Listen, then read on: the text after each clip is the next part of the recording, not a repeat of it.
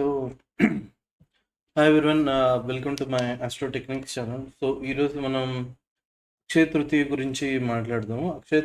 అక్షయ తృతీయ రోజు మనం చాలా బెనిఫిట్ పొందొచ్చు అనమాట. అంటే చాలా మందికి చాలా దోషాలు ఉంటాయి, దానికి చాలా దానాలు ఇవన్నీ చేయమని చెప్తూ ఉంటారు.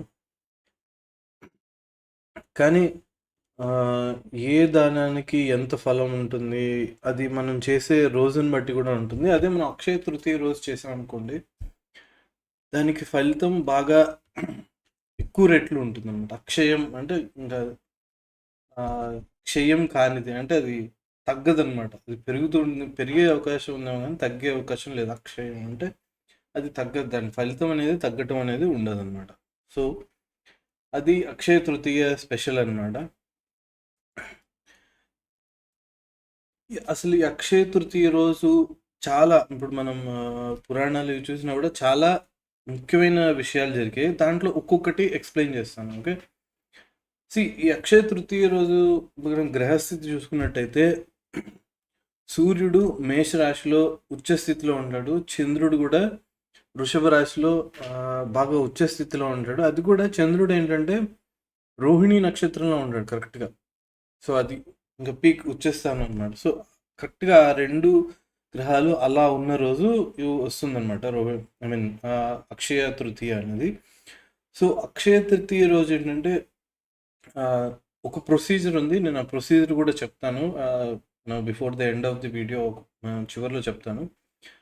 సో ఈ అక్షయ తృతీయ రోజు ఇఫ్ పాసిబుల్ ఎవరికైనా అవకాశం ఉంది అంటే గంగా నదిలో స్నానం చేయటం అనేది బాగా రికమెండెడ్ అనమాట.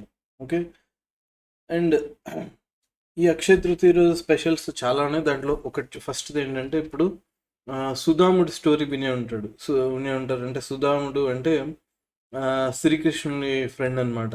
సో అదే బాగా పేద బ్రాహ్మణుడు. ఆ రోజు శ్రీకృష్ణుడికి బాగా ఇంకా పేదరికం తట్టుకోలేక, సరే ఫ్రెండే కదా ఏమన్నా హెల్ప్ చేస్తాడేమో అని చెప్పి శ్రీకృష్ణుడి దగ్గరికి వస్తాడనమాట ఆ రోజు ద్వారక.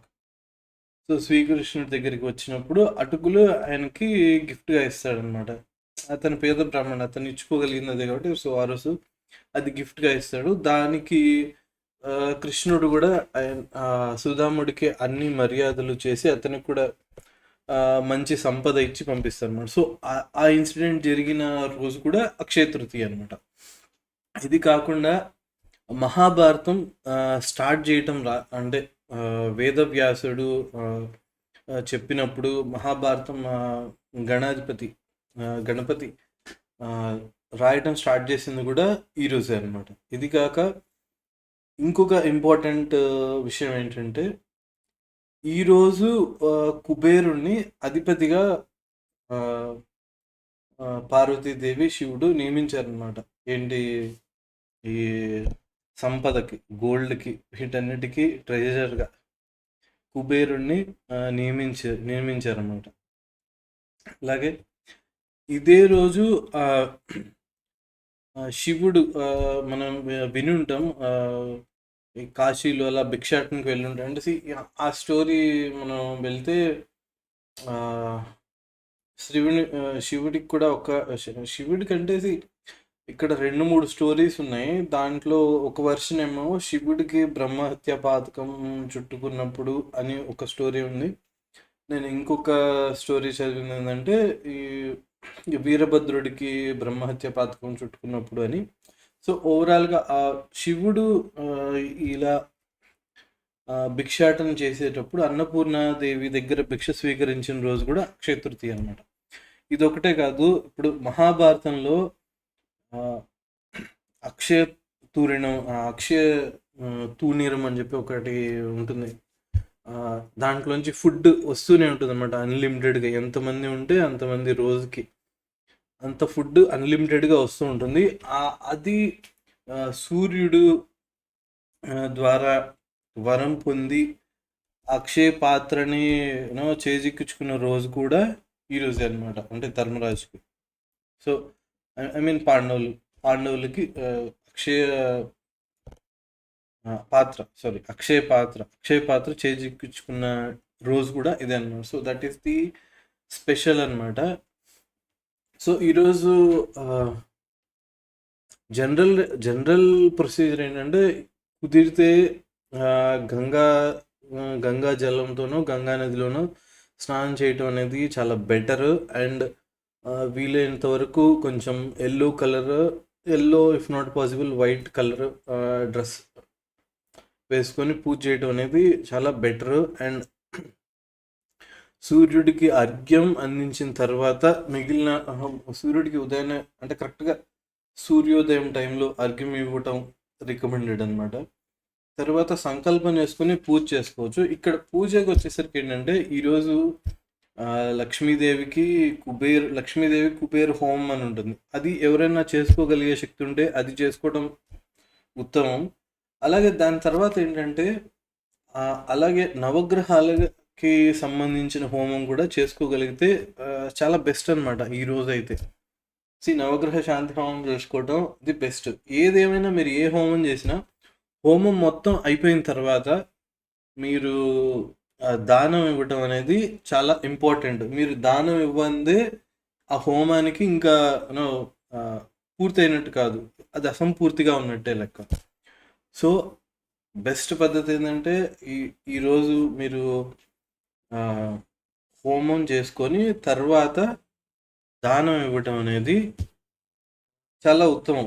దానానికి కూడా ఏం దానం ఇవ్వచ్చు అని ఉన్నాయి. బట్ మీకు ఈ నార్మల్గా చెప్పిన దానాలు కాకుండా మీరు ఇంకా ఏదైనా మీకు ఏ గ్రహాలు ఎలా ఉన్నాయో చూసుకొని ఆ గ్రహానికి సంబంధించిన దానాలు కూడా చేసుకోవడం అనేది ప్రిఫర్డ్ అనమాట.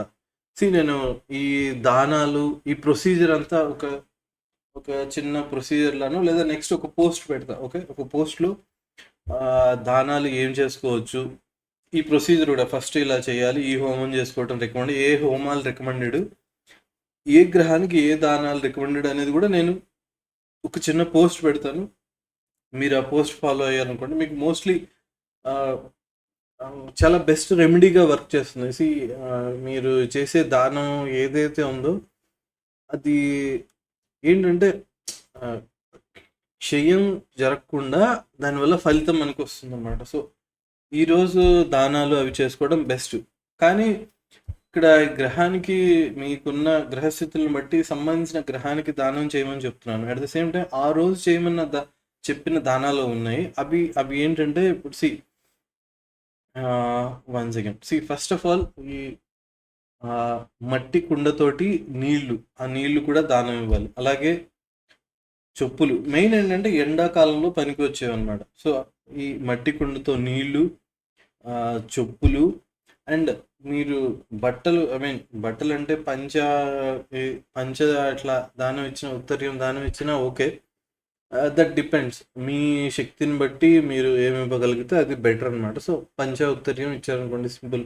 అంటే మీకు ఆల్రెడీ ఆ రోజు చాలా ఉంటుంది మీకు ప్రొసీజర్, మీరు కరెక్ట్గా చెయ్యాలనుకుంటే ఇది చేస్తే బెనిఫిట్ చాలా ఉంటుంది.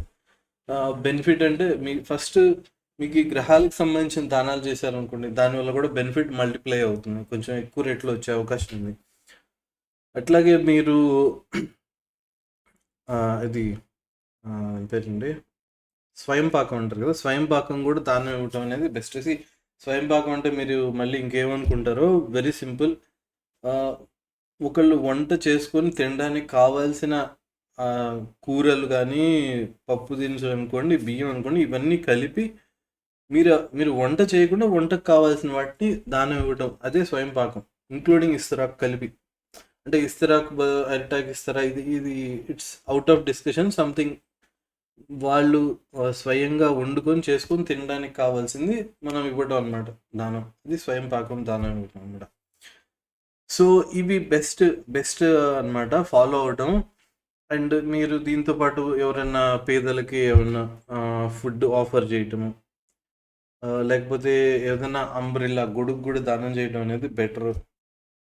ఓకే, సో ఇంకా మళ్ళీ లిస్ట్ ఎక్కువ పెరిగిపోతుంది, మళ్ళీ మీరు టూ మచ్ అనుకుంటారేమో. కొంచెం ఇక్కడితో స్టాప్ చేస్తున్నాను. కానీ వీలైతే బంగారం కూడా దానం ఇవ్వటం అనేది బెటరు. అది మీలో ఎంతమంది చేస్తారు ఏంటి అనేది this is all up to you అనమాట. సో ఇది ఎంత ఇవన్నీ ఏంటంటే మనకి ఫ్యూచర్‌లో ఎవ్రీథింగ్ అన్నీ బాగుండటానికి చాలా ఉపయోగపడుతుంది. గ్రహ దోషాలు పోయి మనకి టైం అనుకూలించడానికి బాగా ఉపయోగపడుతుంది. చాలామందికి రెమెడీలు చేసినప్పుడు కూడా ఏంటంటే వెంటనే ఫలితం రాదు. ఎందుకంటే వాళ్ళకి బ్యాక్‌లోడ్ కర్మ ఎంతుంది అనేది చూడాలి.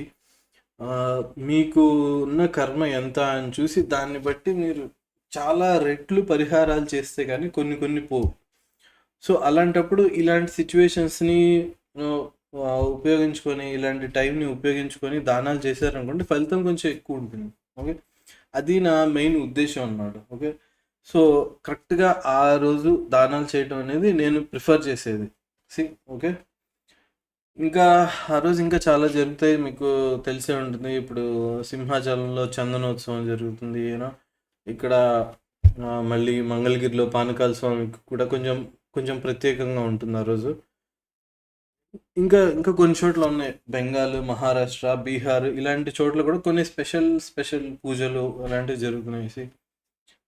సో కాబట్టి ఆ రోజును మీరు బెటర్గా యూస్ చేసుకోండి. నేను ఏ గ్రహానికి ఏం దానం చేస్తే బెటరు ఎంత అనేది నేను మీరు ఎంత ఎఫర్ట్ చేయగలరు అనేది చూసుకొని దానం ఇవ్వటం అనేది బెస్ట్ అనమాట. ఓకే. అండ్ ఆ రోజు తిథి కూడా ఫుల్ డే ఉన్నట్లేదు. నాకు గుర్తున్నంత వరకు సగం హాఫ్ డే ఉన్నట్టుంది. సో నేను ఆ డీటెయిల్స్ కూడా పెడతాను. సో మీరేంటంటే ఈ ప్రొసీజర్ అంతా నేను ప్రిఫర్ చేసేది అంటే ఆ తిథి అయిపోయే లోపు మీరు ఈ ప్రొసీజర్ అంతా చేసేసారనుకోండి కొంచెం బాగుంటుంది బెనిఫిట్. ఓకే. సో మోస్ట్లీ నాకు నేను నాకు గుర్తున్నంత వరకు ఐ థింక్ హాఫ్ డే వస్తున్నట్టుంది. సో మోస్ట్లీ 10:30, 11 ఆ టైంకి అలా అయిపోతుంది అనుకుంటా. నేను తర్వాత చూస్తాను. ఆ టైమింగ్ అదంతా కూడా నేను నెక్స్ట్ పోస్ట్లో పెడతాను అనమాట. ఓకే. సో కాబట్టి మీరు ఈ ఈ రోజుని కొంచెం ఈ దానాలకి ఏ గ్రహాలకి మీరు ఏ దానాలు చేయాలి చూసుకొని చేయటం అనేది ఉత్తమం అనమాట. మీకు ఏ గ్రహాలకి దానం చేయాలి అని తెలియలేదు అనుకోండి, దానికి బెస్ట్ పద్ధతి ఏంటంటే అష్టమము మళ్ళీ షష్టం ఐ మీన్ 6 ఇండ్లు 8 ఇంట్లో 12 కూడా మీకు వీళ్ళని బట్టి ఈ 3 ఇండ్లలో ఏమైనా గ్రహాలు ఉంటే ఆ గ్రహాలకు సంబంధించినవి దానం చేసేయండి బెస్ట్. ఇది కాకుండా కేతు మీ జాతీయ చక్రంలో కేతు ఎక్కడున్నాడు చూసి అక్కడ ఆ గ్రహ ఆ రాశికి సంబంధించి కేతుకు సంబంధించి దానం చేసేయాలి. ఓకే. సో అది బెస్ట్ అనమాట. ఎందుకంటే ఇవి ఎటు మీరు దానం ఇవ్వకపోయినా కూడా అవి ఏదో ఒక రకంగా మీ రుణం అనేది పోవాలి. సో దాని రిలేటెడ్ మీరు కర్మ అనుభవించాల్సి కూడా వస్తుంది. సో బెటర్ ఏంటంటే 6th హౌస్లో కానీ 8th హౌస్లో కానీ 12th హౌస్లో కానీ ఏ గ్రహాలు ఉన్నాయో చూసుకొని దాని రిలేటెడ్ దానం అట్ ద సేమ్ టైం మీకు కేతు గ్రహం ఎక్కడుందో చూసుకొని దాని రిలేటెడ్ దానం ఇవ్వటం అనేది ఐడియల్. మీకు ఏమీ తెలియకపోతే మీకు జాతీయ చక్రం ఏముంది నెట్లో ఏ వెబ్సైట్లో చూసినా చాలా వెబ్సైట్లు ఉన్నాయి. ఏదో ఒక వెబ్సైట్లో వచ్చేస్తుంది. ఇది కాక మీరు ఇంతకు ముందే ఎప్పుడో తీర్చుకొని ఉంటారు జాతీయ చక్రం. సో మీరు చూడండి లగ్నం ఎక్కడుందో చూడండి. లా అనే అక్షరం కానీ ఎల్ఏ అని కానీ లేదా ఏఎస్సి అని కానీ ఈ మూడిట్లో ఏదో ఒక పదాలతో లగ్నం ఉంటుంది. అక్కడి నుంచి ఎన్నో హౌస్ లెక్క వేసుకోండి. లెక్క వేసుకున్నప్పుడు మీకు అది 6th హౌస్ 8th హౌస్లో ఏమైనా గ్రహాలు ఉన్నాయా అదే 12 కూడా చూసుకోండి. ఏమైనా గ్రహాలు ఉన్నాయా దాని రిలేటెడ్ దానాలు లేదా మీకు కేతు గ్రహం ఏ రాశిలో ఉంది చూసుకొని దాని రిలేటెడ్ కోణం. సో వీలైనంత వరకు వీటిలో మీ శక్తిని బట్టి దానం ఇవ్వడం అనేది బెస్ట్ అనమాట. నేను ఒక పోస్ట్ తయారు చేసి పెడతాను అనమాట. అంటే మీరు ఏ గ్రహానికి ఏం దానం చేస్తే బెటరు అండ్ నేను స్వయం పాకంలో కూడా మీరు ఏమేమి ఇస్తే బెటర్ అని రికమెండేషన్ చేస్తాను నేను. Is all up to you మీరు ఏం చేస్తారు అనేది. బట్ నా రికమెండేషన్ నేను చేస్తాను. ఓకే. సో మీరు ఈ హోమం చేసుకున్నారంటే ఇప్పుడు లక్ష్మీ హోమం, కుబేర హోమం, మళ్ళీ నవగ్రహాలకు సంబంధించిన ఈ హోమాలు ఏ హోమాలు చేసినా చివరిలో మీరు దానం ఇవ్వలేదు అంటే అది అసంపూర్తిగా ఉన్నట్టు లెక్క. సో మీరు అది మనసులో పెట్టుకొని చేసుకోండి ఏదైనా. Okay. So that is my recommendation. So ఈ ఆపర్చునిటీని జాగ్రత్తగా యూజ్ చేసుకోండి. నేను తర్వాత పోస్ట్ కూడా పెడతాను ఏవి ఎంత దానం చేయాలి అంటే ఏ గ్రహానికి ఏం దానం చేస్తే బెటరు అనేది. అంటే మినిమం టు మ్యాక్సిమం పెడతా. మినిమం ఏం చేస్తే బెటరు మ్యాక్సిమం అనేది మ్యాక్సిమం జస్ట్ మీకు ఒక ఐడియా లాగా చెప్తాను కానీ ఇంకా అదంతా మీ ఇష్టం అనమాట. ఓకే. సో మీరు ఇంకేమన్నా డౌట్స్ అలాంటివి ఉంటే కామెంట్ చేయండి. ఓకే. So please